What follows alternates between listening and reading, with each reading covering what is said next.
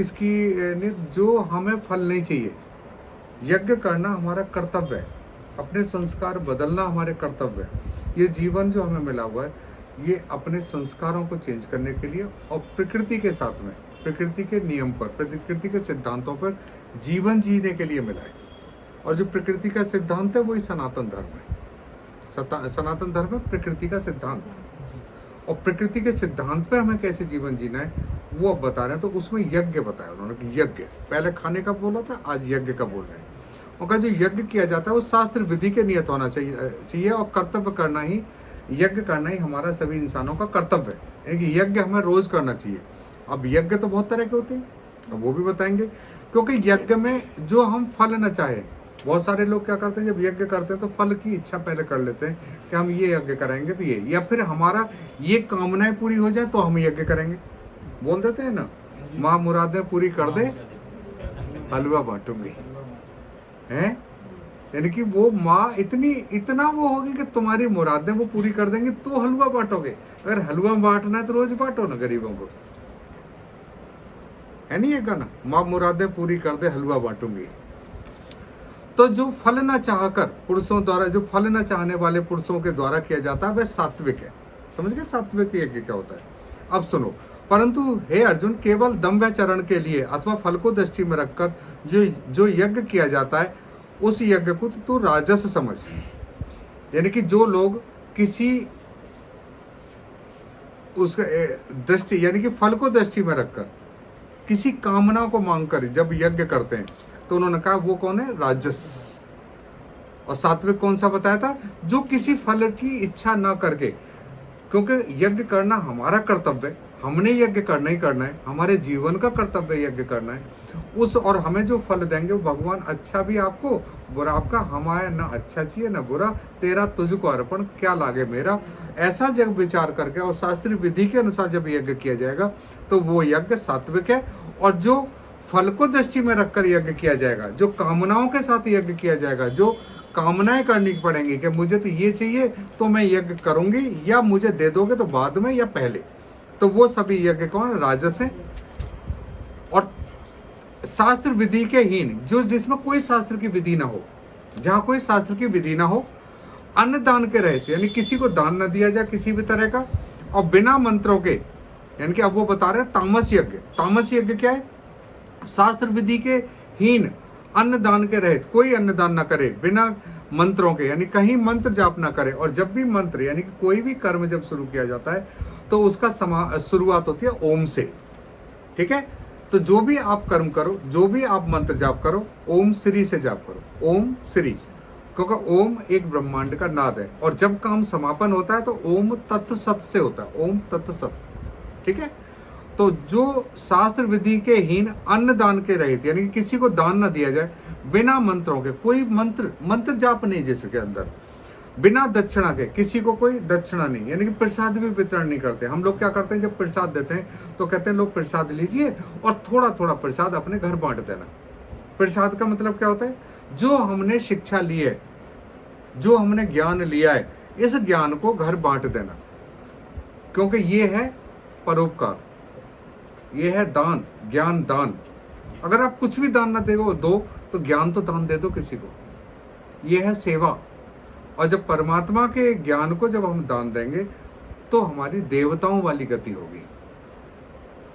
तो जो शास्त्र विधि के हीन, अन्न दान से रहित, बिना मंत्रों के, बिना दक्षिणा के, या कुछ ना दिया जाए, और बिना श्रद्धा के किए जाने वाले यज्ञ को क्या कहते हैं? तामस यज्ञ। जो कोई श्रद्धा ना हो, ये भाव ना हो, भाव, तीन चीज आती है ना, अंदर का भाव, एक बोलना, एक करना। जब आपका भाव है नहीं और आप किए जा रहे हैं, कि आपके मोबाइल बोल रहा है, किसी का फोन आ गया कि पंडित जी हमारे पास क्यों नहीं आए, बोले एक मिनट अभी मैं पूजा कर रहा हूँ जरा, है ना। आपका भाव क्या है? ये भाव तो नहीं है कि आप काम करने, पंडित जी रोक लो ना, मैं ये काम कर रहा हूँ, पंडित जी रोक लो, घर पे वो आ गया उसे कर लूँ, पंडित जी, यानी कोई भाव नहीं है। ऐसे यज्ञ का कोई फायदा नहीं।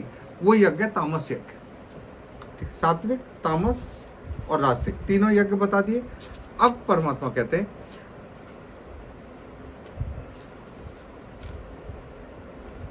कि देवता, ब्राह्मण, गुरु। गुरु शब्द यहाँ जो बोला गया ये माता पिता के लिए, आचार्य के लिए और जो अपनों से बड़े होते हैं, जो वृद्ध लोग होते हैं। गुरु का मतलब हो गया माता पिता, आचार्य, वृद्ध और जो अपनों से बड़े होते हैं, ठीक है ना, उन सबको गुरु शब्द बोला है। देवता, ब्राह्मण, गुरु, ज्ञानी जनों का पूजन, पवित्रता। पवित्रता दोनों तरह की, यानी कि शरीर की पवित्रता और आत्मा की पवित्रता, अंदर की पवित्रता भी हो और बाहर की। शरीर को धो लिया, हम गंगा जी नहाए, तो गंगा जी जो नहा के आए वो क्या शरीर को धो के आए ना, आपकी आत्मा तो नहीं पवित्र हुई। अगर आप गंगा नहाने जा रहे हैं और आप भाव अच्छे लेके जा रहे हैं तो आपकी आत्मा पवित्र होगी। ओम का उच्चारण करके आप नहा रहे हैं, आत्मा पवित्र होगी।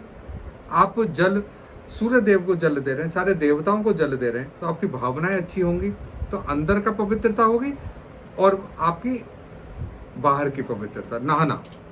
समझ गए ना, अंदर की और बाहर की पवित्रता क्या होती है। ब्रह्मचर्य और अहिंसा। ब्रह्मचर्य का मतलब क्या होता है, ब्रह्मा के रास्ते पर चलने वाला, यानी कि ब्रह्मचर्य का मतलब है जो ब्रह्मा जी हैं उनके बताए हुए रास्ते पर चलने वाला। और ब्रह्मा जी का सहयोग कौन करती है, सरस्वती जी, यानी कि उस ज्ञान पे चलने वाला। विष्णु जी के रास्ते पे चलने वाला, विष्णु जी का सहयोग कौन करती है, लक्ष्मी जी। शंकर जी के रास्ते पे चलने वाला। देखो, जब वो है ना परमात्मा ने जब ज्ञान दिया था, तो जो सबसे पहले जो परमात्मा कौन है, शिव। जब शिव ने जब ज्ञान दिया था तो सबसे पहले जो ज्ञान दिया था वो 7 ऋषियों को दिया था। 7 ऋषि थे जिनको ज्ञान दिया था, क्योंकि 10वें अध्याय के 10वें अध्याय का 23वां जो श्लोक है, 10वें अध्याय का जो 23वां श्लोक है वो साफ कहता है कि परमात्मा की शक्ति जो 11 रुद्र है उनमें शंकर जी के पास है। और किसके पास है परमात्मा की शक्ति, विष्णु जी के पास। यानी कि 10वें अध्याय में 21वें श्लोक के अंदर परमात्मा कहते हैं कि अदिति के जो 12 पुत्र हैं उनमें से एक है विष्णु, या विष्णु जी के पास मेरी पावर है, मेरी शक्ति है। और विष्णु जी के अवतार कौन है, कृष्ण जी, भगवान राम। तो जो भगवान राम ने बोला है, जो कृष्ण ने बोला है, 10वें अध्याय के 21वें श्लोक में जब पढ़ेंगे तो कहेंगे, उन्होंने कहा है कि जब बताया कि मेरी शक्तियां कहाँ कहाँ हैं, तो उन्होंने कहा अदिति के 21वें, अदिति के जो कितने पुत्र हैं, 12, और 12 पुत्रों में जो विष्णु है, विष्णु के पास मेरी पावर है, और 11 रुद्रों में शंकर जी के पास मेरी पावर है। तो ये जो सनातन धर्म के संस्थापक कौन है, सनातन धर्म के संस्थापक जैसे है ना, इस्लाम के संस्थापक मोहम्मद,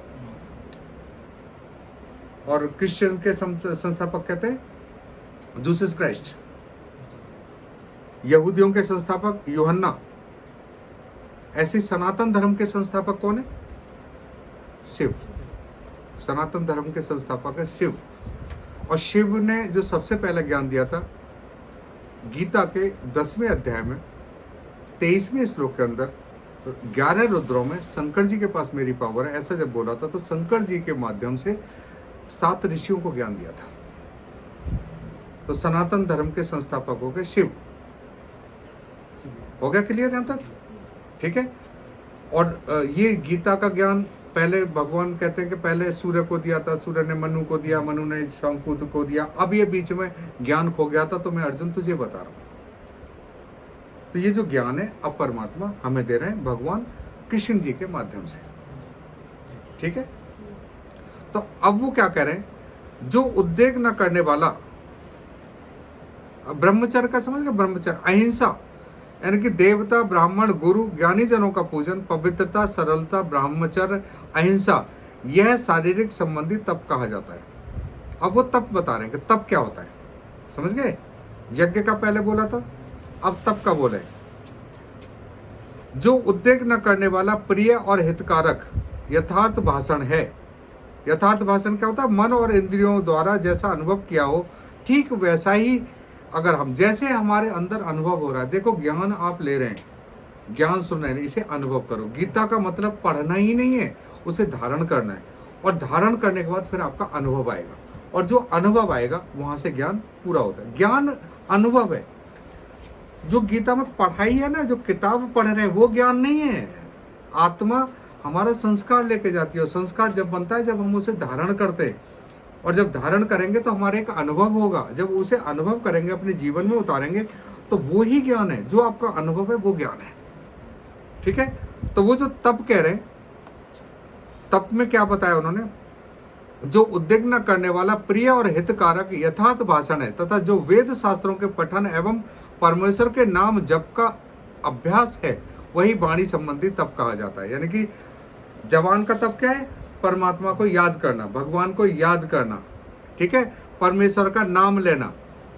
नाम वैसे पता है परमात्मा के नाम कुछ नहीं, ये हमारे रखे हुए नाम है, क्योंकि परमात्मा निराकार है, वो शक्ति है, वो पावर है।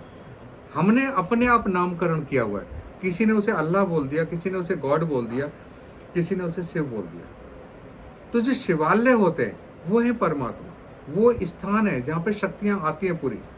इसीलिए हम ओम नमः शिवाय बोलते हैं। वहाँ पर ओम नमः शंकर नहीं बोलते कभी, वहाँ शिवलिंग होती है, शंकरलिंग नहीं होती। शिवलिंग होती है ना, शंकरलिंग नहीं होती। ओम नमः शिवाय होता है, ओम नमः शंकर नहीं होता। शिवालय होते हैं, शंकरालय नहीं होते, या शिव शंकरालय नहीं बोलते, और शिवालय बोलते हैं। तो शिव परमात्मा है, इसीलिए सबसे पहले जो पूजन स्टार्ट हुआ था वो शिव का, शिवलिंग का, क्योंकि शिवलिंग जो है वो ब्रह्मांड की संरचना है। ओवल शेप है ना पूरा ब्रह्मांड, और ओवल शेप जैसे अंडा है, एग है ना, या ओवल है, अगर उसको ऐसे जमीन में रखेंगे तो शिवलिंग की आकृति ले लेगा। शिव कौन है, पावर है, वो धुरी है ब्रह्मांड की। धुरी क्या है, जिसके चारों तरफ हर चीज साइकिल घूम रहा है, वो धुरी है, शिव धुरी है। ठीक है, तो वो कह रहे हैं कि मन की प्रसन्नता, शांत भाव, यानी कि मन की काम पढ़ते हुए मन की प्रसन्नता हो। यानी कि जब हमारा वो जो तप हो तो मन की प्रसन्नता, ऐसे नहीं कि हम तप किए जा रहे हैं और दुखी हो रहे हैं, कि हमें भूख लग रही है और व्रत रख लिया, प्यास लग रही है और बहुत तेज प्यास लग रही है, बहुत तेज भूख लग रही है, आज है ना ये पकौड़ियाँ बना लो कुट्टू की, आज ये बना लो। अंदर से तो आपके मन में इच्छा है नहीं और आपने व्रत रखा हुआ, ये कोई तप नहीं है। तप है मन की प्रसन्नता, शांत भाव, यानी कि आपका भाव शांत रहे, आपके जो विचार चल रहे हैं वो कम हो जाए। विचार कैसे कम होंगे, एक दिन ये बताऊंगा आपको। भाव चिंतन करने वाला, यानी कि भगवान की का चिंतन करने वाला, भगवान की भक्ति करने वाला। जब हमारा तप कर रहे हैं तो उसकी व्रति, यानी कि ये हमारा तपस्या तप है, क्योंकि हम भगवान को इस टाइम पे याद कर रहे हैं और जो कर्म कर रहे हैं उनको याद करके कर्म कर रहे हैं। ठीक है, स्वभाव, मन का निग्रह, यानी कि जो मन है, मन का तो थॉट पर वो तो कहेगा घर चलो जी, ये खा लो जी, वो खा लो। मन का धर्म क्या है, मन का धर्म है दुख सुख, लाभ हानि, जीना, है ना, मरण। जो सोच है वो मन की है। और शरीर का धर्म क्या है, जन्म और मृत्यु। और मन का धर्म है इस तरह के विचार करना, वो मन की ड्यूटी है, मन का काम है। हमारा जो शरीर है ये काम करने का साधन है। इंद्रिय क्या करते हैं, जैसे माइक का काम करते हैं, जैसे हम माइक का बोलते हैं ना, पांचों इंद्रिय माइक का काम करती हैं। मन क्या करता है, उसको जो आपका विचार आ रहा है, जो आपका विषय आ रहा है, उसको क्या करता है, उसे लेता है और स्टोर कर देता है बुद्धि के अंदर। जो देखता है सुनता है वो ये क्या है, वो वहाँ रिकॉर्डिंग हो जाती है सारी। कहाँ पर रिकॉर्डिंग होती है, बुद्धि पे। और जब बुद्धि से क्या करता है, अंदर से थॉट लेता है, बाहर से लेता है, वो थॉट देता रहता है। 1 मिनट में करीब है ना 40-42 थॉट आते हैं। 1 मिनट में 40-42 थॉट आते हैं, विचार आते हैं। तो उन्होंने कहा है कि मन का निग्रह, यानी विचारों का निग्रह, अंतःकरण के भावों की भली भांति पवित्रता, जो आपके अंतःकरण जो भाव चल रहे हैं उसकी पवित्रता, इस प्रकार मन संबंधी तप का है। मन का तप क्या है, मन का तप है कि मन के साथ मत चलो। उसे कैसे रोकेंगे, मन का कर रहा है कि चलो ना घर, उसे को जा ना, तो हम तो नहीं जा रहे। मन कह रहा है कि नहीं चलो रसगुल्ले खा ले, उसे को खा ले ना, हम तो नहीं जा रहे, हम तो यहाँ खा रहे हैं। मन की बात मत मान, लेकिन उसे रोको भी मत, बोले जा खाया ना रसगुल्ले। मन कह रहा है अमेरिका चले, घूमने चले, मन तो आपको देता रहेगा, लेकिन आपको उसका निग्रह करना है, उसकी उपेक्षा करनी है। एक शब्द बताता हूं आपको, उपेक्षा। ठीक है ना, उपेक्षा कर दो। उपेक्षा नहीं होती, अपेक्षा नहीं, उपेक्षा, उपेक्षा करनी है। ठीक है, उस चीज की उपेक्षा कर दो ना, और उसे रोको भी मत। अगर उसका मन कर रहा है आपका रसगुल्ले खा ले, तो उसकी उपेक्षा करो, सुनो मत उसकी। बोले जा खाया, हम तो यहाँ बैठे, हम नहीं जा रहे, जा तू खाया ना। समझ गए ना, उपेक्षा करना। तो इसे बोलेंगे, ये कहते हैं तप, मन संबंधी तप कहा जाता है। फल को न चाहने वाले योगी पुरुषों का परम श्रद्धा से किए हुए पूर्वोक्त 3 प्रकार के तप को सात्विक कहते हैं। ठीक है, जो फल को ना चाहने वाले, जो बुद्ध पुरुष हैं, जो योगी हैं, और जो श्रद्धा के साथ करते हैं, इस 3 प्रकार के तप को क्या कहते हैं? सात्विक तप कहते हैं। ठीक है, अब हम कल फिर बताएंगे राजस तप क्या होता है, फिर बताएंगे तामस तप क्या होता है। ठीक है, ओम तत्सत, ओम तत्सत, ओम तत्सत।